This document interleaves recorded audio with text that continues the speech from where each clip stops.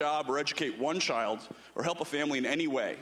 It will drain money from our localities and send the worst kind of message about Virginia. Please vote no. Delegate from Virginia Beach, Delegate Miyares. Mr. Speaker, speak to the bill. Delegate has the floor. I've not spoken up on much legislation, but I felt the compelled need to speak on this, partially because when I hear terms like dog whistle politics, it affects me greatly. My favorite thing to do as a delegate, Mr. Speaker, is several times a year I go to the federal courthouse in Norfolk and I speak to a naturalization ceremony. And I tell these folks that it is the greatest honor of my life to be the first to welcome them into our American family. My earliest childhood memory was as a child seeing my mother take that oath of allegiance. And that is an incredibly powerful moment.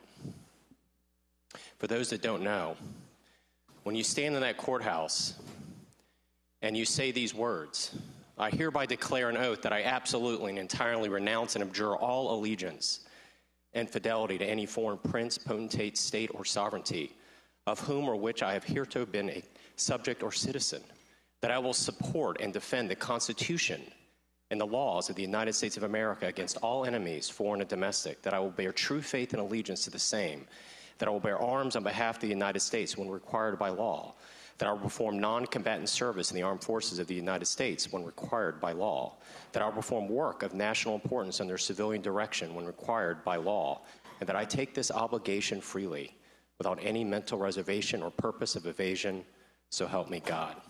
I have stood in that courthouse several times, and it is one of the most profound moments to see these new members of the new American family. It's the last thing they do.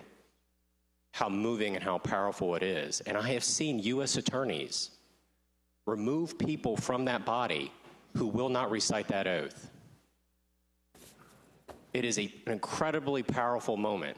We allow, as a country, 1 million legal immigrants a year. 1 million. There is not a country on this planet that allows that number of illegal immigrants a year. We are a nation of second chances. That's part of who we are. And I am a firm believer in being that second chance, but I also am a firm believer in being a nation of laws and not men.